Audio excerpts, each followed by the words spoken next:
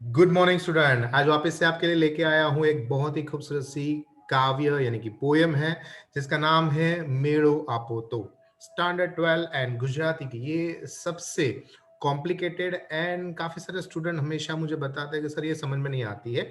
So don't worry, कोई problem नहीं है। इसके क्वेश्चन आंसर अगर आप लर्न कर लेते हो तो आपके जो गुजराती के स्कोर बोर्ड के अंदर कोई प्रकार की टेंशन नहीं होगी।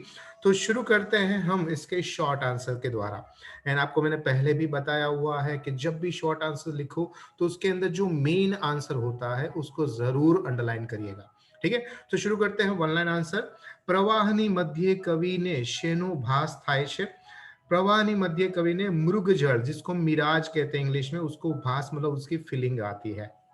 कवि केवा जीवन ઈચ્છે છે, તો કવિ ઈચ્છે છે કે એવું જીવન મળે ત્યાં પોતે જ વાતના નશામાં ડૂબેલા હોય, तो ज वातना नशाમાં दरेक श्वासમાં એ डूबेला रहे। मतलब जीवन की हर लाइफ, हर एक श्वास, हर एक ब्रीदिंग ऐसी होनी चाहिए लाइक जीवन का अंतिम श्वास हो। ठीक है, थोड़ा पोएटिक भाषा में लिखोगे तो आपके फुल मार्क्स मिल सकते हैं। नेक्स्ट क्वेश्चन है, सवार सांझ वच्चे कवि शू साम्य जुए छे। देखो यहाँ पर वर्डिंग काफी सारे कॉम्प्लिकेटेड आएंगे। साम्य बोले तो समानता, इक्वालिटी। तो सुबह और शाम में कवि को क्या सिमिलरिटी दिखाती है? तो સવાર અને સાંજ વચ્ચે આકાશના રંગોમાં સમાન જોવા મળે છે। સૂર્યોદય સમાન સમયના કુમળા કિરણો પૃથ્વી પર પડે છે અને ત્યારે જે રંગો આકાશમાં ફેલાય છે તેવા જ રંગો सूर्य आथ में ત્યારે હોય છે। लाइक मॉर्निंग में जैसी सन शाइनिंग करता है या उसका रिफ्लेक्शन या उसकी जो रेज आती है, सेम ऐसी शाम को आती है। ठीक है, મેળામાં અને ટોળામાં કવિ ક્યારે જવા માટે વિનંતી કરે છે? तो कवि ईश्वर ने कहे छे कि मेड़ो आपो तो मानवी संगत को दो, मतलब मानवी के साथ में मैं रह सकूं, और अकेलापन दो तो मैं टोड़ा सबके बीच में, मैं सबके बीच में हूं, इस तरह से रखो। नेक्स्ट क्वेश्चन है, कवि दरिया ने ललकार शाथी ललचाव तो नहीं। तो कवि ने दरिया नो ललकार ललकारे छे, परंतु कवि ने तरता बिल्कुल पर आता नहीं है, તેથી દરિયાનો લલકાર કવિને લલચાવતો નથી। कवि केवी परिस्थिति में तरस्या रही जाए छे? तो कवि पानी नी छलकाती छोड़ो, यानी बहुत सारा पानी है पर फिर भी वो प्यासे रह जाते हैं। कवि ने कौन अकड़ावे छे? तो कवि ने सुनी बपोर, अकेलापन उसका परेशान करता है ना। उसके बाद है 3-4 लाइन आंसर। उसमें राइट हैंड साइड या लेफ्ट हैंड साइड के अंदर हमेशा सबसे पहले काव्य का नाम लिखो, देन उसके बाद कवि का नाम लिखो एंड देन साहित्य प्रकार। उसके बाद आपको आंसर लिखना चाहिए। क्वेश्चन है, टोला वच्चे एकलता समझ स्पष्ट करो। तो टोला वच्चे एकलता शब्द कवि मानवीनी सामान्य स्वभाव, जो हमारा नेचर है, उसके बारे में बताया गया है। आ समाज में होवा छतां पण माणसो, बहुत सारे इंसान ऐसा होता है कि जो टोला के समूह के बीच में भी अकेलापन फील करता है। પોતાનું કે અંગતનું કોઈ લાગતું નથી, अपना या खुद का कोई व्यक्ति हो ऐसा उसको कोई लगता नहीं, और हमेशा इस बात का उसको दर्द या व्यथा यानी कि परेशानी से परेशान होते हैं। ક્યારેક કેટલાક એવા માનવી હોય છે કે જીવનની કોઈ પણ પરિસ્થિતિ હોય તો પણ એ આનંદ को एंजॉय नहीं कर पाते हैं और अपने आप को लोनली यानी कि अकेलापन के अंदर एहसास करते रहते हैं। આવા માણસ ખરા અર્થમાં માનવી જે એકલતામાં પણ ટોળા જેવો અહેસાસ કરવાનો આનંદ મળતો નથી। या अगर आप ऐसा फील करो कि मैं सबके बीच में हूं तो भी मैं अकेला रह सकता हूं, और अकेला हूं तो भी मुझे सबकी एहसास होता है, ऐसा। કવિને શી અકળામણ અનુભવે છે? તો કવિ એકલતાની અકળામણ અનુભવે છે। કવિ કહે છે કે બે પ્રકારના લોકોની વાત કરે છે। કેટલાક લોકો ટોળાની વચ્ચે પણ અકેલાપનની અને એકલતાનો અનુભવ હોય છે, જ્યારે સંત, યોગી અને કવિ માફક કેટલાક લોકો એકલતામાં પણ મેળામાં લાગે છે। આ સંદર્ભમાં मतलब इसके रिलेशन में कवि एकलतानी अकळामण थाय छे एम कवि कहे छे। कवि પોતાની તરસ વિશે શું કહે છે? તો કવિ જણાવે છે કે વહેતા અખૂટ પાણીની છોડોની વચ્ચે હું તરસ્યો, मतलब હું प्यासा रह जाता हूं।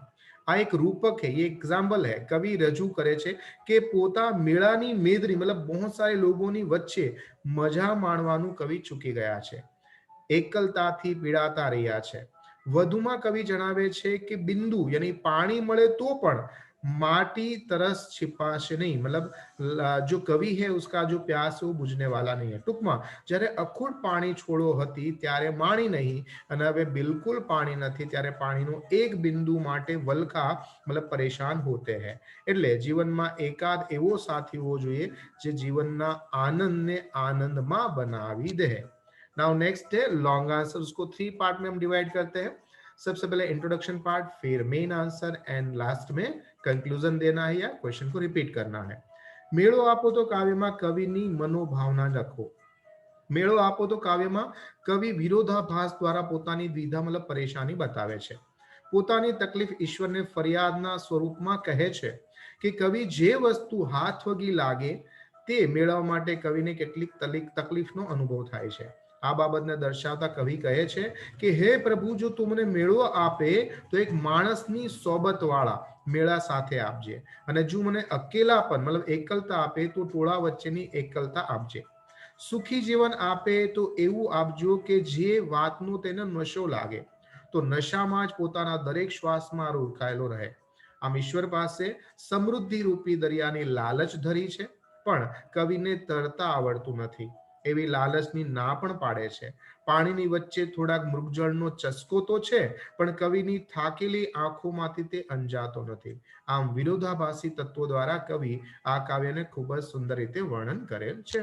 નાउ नेक्स्ट क्वेश्चन है, कवि केवो संघात ઈચ્છે છે। संघात वच्चे पण कविने एकलतानी केवी रीते कोरी खाय છે, मतलब कैसे परेशान होते हैं।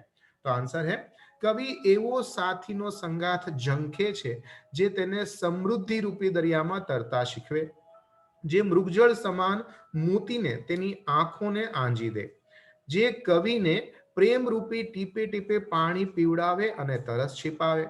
અહીં કહેવા માંગે છે કે સમુદ્રના પાણી જેવો વધારે પ્રેમ એને જોઈતો નથી, એ તો માત્ર પાણીના એક બુંદ જેટલો પ્રેમ આપશો તો પણ પ્રેમ રૂપી તરસથી छिपाઈ જશે। કવિ મેળામાં માત્ર એક સાથીનો સંગ ઝંખે છે, અને આથી પાછળની ભાવના એવી છે કે ઘણા સંયોગ એવા પણ બને છે કે લોકો ટોળામાં કે મેળામાં સમૂહ હોવા છતાં પણ મનુષ્ય એકલતા અનુભવે છે, અને આથી મેળામાં એકલતાની વાત કવિએ કહી છે।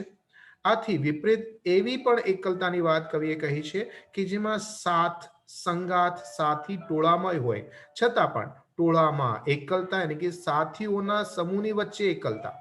આમ કવિ પ્રભુ પાસે યાચના પ્રાર્થના કરે છે કે જે રીતે સંત યોગી અને કવિ એકલતામાં પણ ટોળા વચ્ચેની અનુભૂતિ હોય છે તે રીતે મને આપો।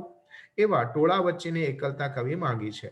કવિ સોની બપોરની એકલતા કોરી ખાય છે, એવા સમયે કવિ પોતાના આ પ્રકારની એકલતાની અકળામણ પણ બતાવી છે। આ એકલતા મેળાની પણ નથી અને એકલતા ટોળાની પણ નથી। આમ એકલતા મન, एकलता विचार, एकलता हृदय एकलता है जे कवि ने कोरी खाए છે, मतलब परेशान करती रहती है। नाउ नेक्स्ट है टुक नोंद। ये भी बहुत सी बार पूछा गया क्वेश्चन है, एंड ये पूरी पोएम बहुत ही इंपॉर्टेंट है आपके लिए, ठीक है। મેળામાં કવિની અનુભૂતિની કલ્પના। મેળામાં એકલતાની અનુભૂતિ વિશે કવિ આ કાવ્યમાં વાત કરે છે। કેટલાક સંજોગો એવા જોવા મળે છે કે જ્યારે એ સ્થિતિમાં મનુષ્ય એકલતામાં પણ આનંદ મેળવે છે। જે સંતોષ પામે તે પોતે મેળામાં કે ટોળાની વચ્ચે રહે છે। જેનો આનંદ અને સંતોષ મેળવે તેટલો જ આનંદ ને સંતોષ એકલતામાં પણ અનુભવે। એકલતા અને મેળો આ બે શબ્દો, આ બે સ્થિતિ પરસ્પર એકબીજાથી વિરોધ સ્થિતિ છે, છતાં સંયોગ અને આધીન આવી વિરોધી પરિસ્થિતિમાં પણ એક સમાન આનંદ પ્રાપ્ત કરવો, એક સમાન સંતોષ મળવાથી કવિને એ વાત કવિની અનોખી કલ્પનાને આભારી છે। આમ કવિની કલ્પના જે મનુષ્યની છે તે કોઈ પણ પરિસ્થિતિમાં आनंद ने संतोष मेळवे तेवो ज होय छे। इसी तरह से दूसरी टुकनोंद है कविनी घुटाती विह्वलता परेशानी। बार बार एक ही चीज को यहाँ पर रिपीट किया गया है कि मुझे अकेलेपन के अंदर सारी चीजें चाहिए। आप इसमें एग्जाम्पल के थ्रू लिख सकते हो। तो उसके बाद है व्याकरण शब्द समूह। पाणीमां घोळेला अफीणने कसुंबो कहेवाय। प्रवाहनी मध्यधारा मझधार। रણમાં દેખાતો પાણીનો આભાસ મૃગજળ। समानार्थी शब्द संग सोबत सहवास। छोड़ मोजू तरंग। दरियो रत्नाकर जल्दी सागर। आंख चक्षु नयन नेत्र। सवार उषा परोड़। अमिरत अमृत सुधा, आकाश नभ गगन, ऑपोजिट जीवतर मृत्यु तरवु डूबू तड़को छायड़ो उगू आतंगू, अमृत विष आकाश धरती। રૂઢિપ્રયોગ है કેફ ના કસુંબાને ઘોળવો मतलब આનંદમાં ડૂબી જવું, આનંદમાં રહેવું, તલ્લીન રહેવું। एंड इसी तरह से शब्दार्थ है संग सोबत सहवास दरियो समुद्र मझधार पाણીનો પ્રવાહ જીવતર જીવન છોડ મોજું કેફ નશો કસુંબો પાણીમાં તરવાનો અફણ અમૃત અમૃત અને મૃગ यानी રણમાં દેખાતો પાણીનો આભાસ। तो आई विश आपको ये जो क्वेश्चन आंसर्स है एंड ग्रामर है उसको थ्रू काफी अच्छी तरह से इसके जो प्रॉब्लम है उसके अंदर से मैंने आपको बाहर निकाला होगा। अगर ऐसे ही आप वीडियो और चाहते हो या कुछ अलग या यूनिक चाहते हो तो हमें जरूर बताएं। नेक्स्ट पोएम इससे भी डिफिकल्ट है जिसका नाम है अग्रो दिवस। हम उसको वर्ड टू वर्ड समझाएंगे, साथ में इसके क्वेश्चन आंसर भी देंगे। तो जल्दी उसका इंतजार करते रहिए। तब तक मुझे आज्ञा दीजिए। आपका दोस्त, आपका मित्र, आपका गुरु Mahendra Joshi. Thank you very much.